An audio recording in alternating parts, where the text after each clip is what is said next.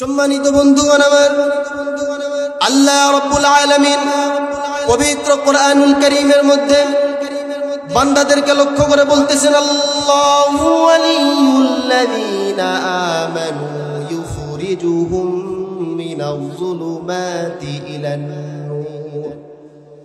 ও দুনিয়ার মানুষেরা, তোমরা ভালো করে লক্ষ্য করো, আমি আল্লাহ রাব্বুল আলামিন মুমিনদের অভিভাবক। আল্লাহু ওয়ালিয়ুল্লাযীনা আমানু, মুমিন যারা হবে, ইমানদার যারা হবে, মুত্তাকি ফরজগার যারা হবে, তাদের অভিভাবককে আমি আল্লাহ রাব্বুল আলামিন।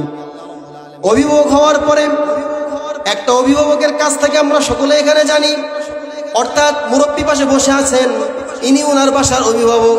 যখনই উনি ওনার বাসার অভিভাবক হবেন, তখন বলো তিনার উপরে অনেক দায়িত্ব চলে আসবে। পরিবারের মানুষদেরকে কিভাবে পরিচালনা করতে হবে সেই দায়িত্ব বলো তার। একইভাবে আল্লাহ রাব্বুল আলামিন যদি আমাদের অভিভাবক হয়ে যান এবং আমরাও যদি আল্লাহ রাব্বুল আলামিনকে অভিভাবক হিসেবে মেনে নিই, তখনই আল্লাহ রাব্বুল আলামিনের কিছু দায়িত্ব আমাদের উপরে বলে চলে আসেন। যেহেতু আল্লাহ রাব্বুল আলামিন মুমিনদের অভিভাবক, সে কথা আল্লাহ রাব্বুল আলামিন আমাদেরকে জানিয়ে দিচ্ছেন, ইউখরিজুহুম মিনাজ যুলুমাতি ইলান নূর। মুমিনদের অভিভাবক আমি আল্লাহ রাব্বুল আলামিন। আর আমার কাজ হলো, আমি যেহেতু অভিভাবক হয়ে গিয়েছি, এই জন্য আমার কাজ অভিভাবক হিসেবে আমি আমার বান্দাদের, মুমিন বান্দাদের, মুত্তাকি ফরজগার বান্দাদেরকে ইউখরিজুহুম নূর, আমি আমার বান্দাদেরকে অন্ধকার থেকে আলোর দিকে নিয়ে আসি। জোরে বলি সুবহানাল্লাহ।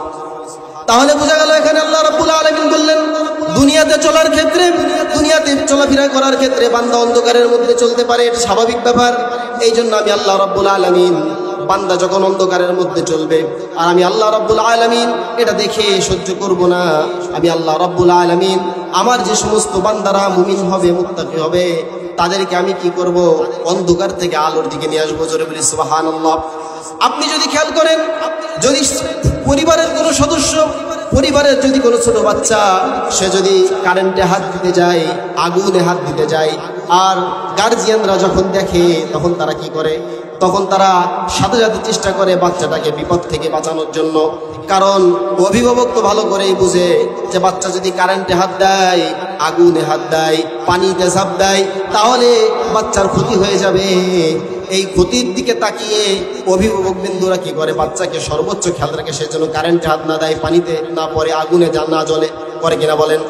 তেমনি ভাবে আল্লাহ রাব্বুল আলামিন চান, আমি মুমিনদের অভিভাবক, আমি আল্লাহ রাব্বুল আলামিন যখন মুমিনদের অভিভাবক হয়ে যাব, তখন আমার চেষ্টা থাকবে মুমিনদেরকে আমি কিভাবে আলোর দিকে নিয়ে আসবো, অন্ধকার থেকে আলোর দিকে নিয়ে আসবো। আর তোমরা খেয়াল রাখো, আমি আল্লাহ রাব্বুল আলামিনকে যারা অভিভাবক মানবে না, আমি আল্লাহ রাব্বুল আলামিনকে যারা রব হিসেবে মানবে না, যারা কুফরি করবে, ওয়াল্লাযীনা কাফারু আউলিয়াহুমুত তাগুত, যারা কুফরি করবে তাদের অভিভাবক হবে শয়তান। তাদের অভিভাবক কি কথা বলেন? শয়তান, তাগুত। অর্থাৎ এই শয়তানের কাজ কি? ইউখরিজুহুম মিনান নূরি ইলাজ যুলুমাত। এই শয়তানের কাজ হচ্ছে, বান্দা যখন মুত্তাকি হয়ে চলার চেষ্টা করবে, সঠিক পথে চলার চেষ্টা করবে, ভালো পথে চলার চেষ্টা করবে, তখন এই তাগুত শয়তানের কাজ থাকবে ওই ভালো পথে চলা ব্যক্তিগুলোদেরকে কিভাবে জাহান্নামের দিকে নিয়ে আসা যায়, কিভাবে অন্ধকারের দিকে নিয়ে আসা যায়।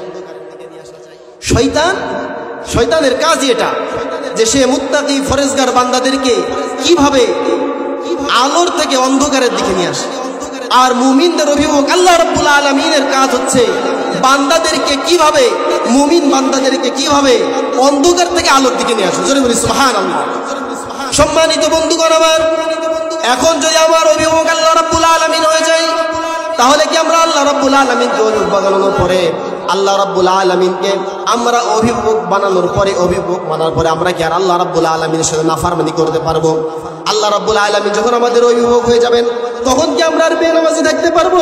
আল্লাহ রাব্বুল আলামিন যখন আমাদের অভিভাবক হয়ে যাবেন, আল্লাহ রাব্বুল আলামিনকে যখন আমরা অভিভাবক হিসেবে মানবো, তখন কি আমরা সুদ খাইতে পারবো? কথা বলেন, সুদ খাইতে পারবো?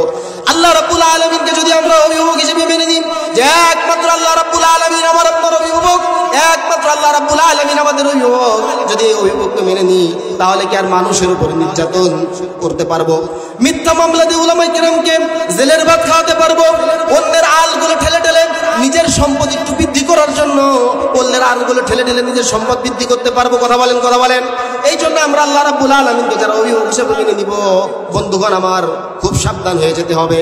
আমি শুধু মুখে মুখে বললাম যে আল্লাহ আমার অভিভাবক, আল্লাহ আমার অভিভাবক, রসুল আমার নেতা, রসুল আমার নেতা, কিন্তু এই কথার দ্বারা এই কাজের সাথে আমার কোনো মিল পেল না।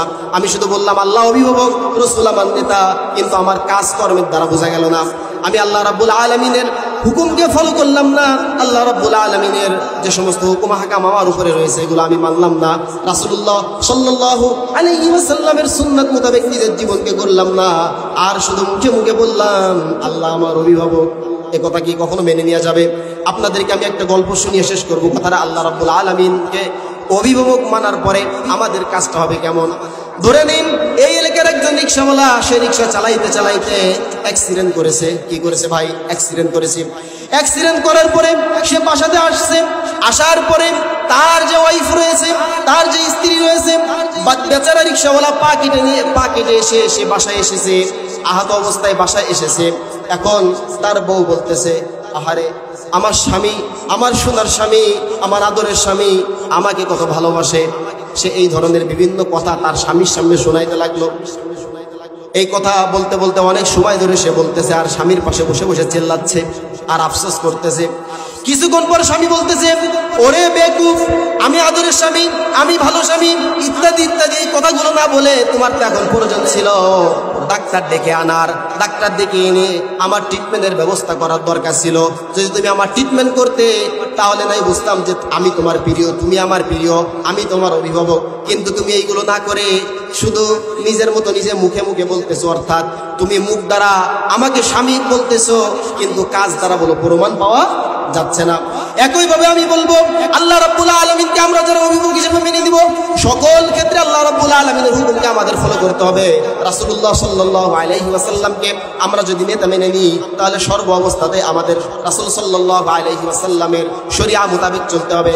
আমরা শুধু রাসূলের সুন্নাতগুলো মানি, বাসার মধ্যে রাসূলের সুন্নাতগুলো মানি, খাওয়ার পরে রাসূলের সুন্নাতগুলো আমরা নিজেদের লেবাস পোশাকের মধ্যে মানি।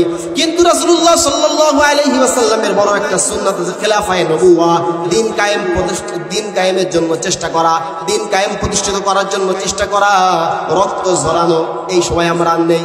আমরা শুধু মিষ্টি খাওয়ার সময় কি করি? রাসূলের সুন্নাত পালন করি। এই জন্য বন্ধুগণ আমার, আমরা যারা আল্লাহ রাব্বুল আলামিনকে অভিভাবক মানব, সর্বক্ষেত্রে সর্ব কাজে অবশ্যই আমরা আল্লাহ রাব্বুল আলামিনকে আমাদের কি করতে হবে? মানতে হবে। যখন আমরা আল্লাহ রাব্বুল আলামিনকে সর্বক্ষেত্রে অভিভাবক মানব, তখন বলে আমাদের দ্বারা আর কোনো নাফরমানি প্রকাশ পাবে না। কথা বলেন ঠিক কিনা? এই জন্য আল্লাহ রাব্বুল আলামিনের কাছে সর্ব অবস্থায় আমাদের আকুল আবেদন থাকবে, আল্লাহ রাব্বুল আলামিনের কাছে দোয়া ইস্তেগফার রাজি থাকবে, ও আমার মালিক তুমি আমাদের অভিভাবক হয়ে যাও। কিন্তু দুনিয়ার মানুষের স্বভাব কি জানেন? আল্লাহ রাব্বুল আলামিনকে অভিভাবক বানাতে চায় না। দুনিয়ার একজন মেম্বার, দুনিয়ার একজন চেয়ারম্যানকে সে অভিভাবক বানাতে পারে, দুনিয়ার একজন সমাজের একজন বড় ভাইকে সে অভিভাবক বানায়, কিন্তু আল্লাহ রাব্বুল আলামিনকে অভিভাবক বানায় না। চেয়ারম্যান যদি তার অভিভাবক হয়ে যায়, সে দুনিয়ার ক্ষেত্রে চলার ক্ষেত্রে সে নিজেকে কত বড় মনে করে যে চেয়ারম্যান আমার পক্ষে আছে। কথা বলেন ঠিক কিনা? দুনিয়ার সামান্য একজন চেয়ারম্যান যদি আপনার অভিভাবক হয়ে যাওয়ার ক্ষেত্রে দুনিয়ার চিন্তা যদি আপনার না থাকে, সম্মানিত বন্ধুগণ আমার, তাহলে আমার আপনার মালিক, আসমানের মালিক, জমিনের মালিক যদি আমার আপনার অভিভাবক হয়ে যায়, তাহলে আমাদের দুনিয়া এবং আখিরাতের কোনো চিন্তা থাকবে না। চিন্তা থাকবে? আল্লাহ রাব্বুল আলামিন যদি আমাদের অভিভাবক হয়ে যায়, তাহলে আমাদের কি আর চিন্তা থাকবে? চিন্তা থাকবে না। এই জন্য বন্ধুগণ আমার, যেহেতু 10 মিনিটের কথা বলেছে, তাও আরো 4-5 মিনিট বেশি হয়ে গিয়েছে।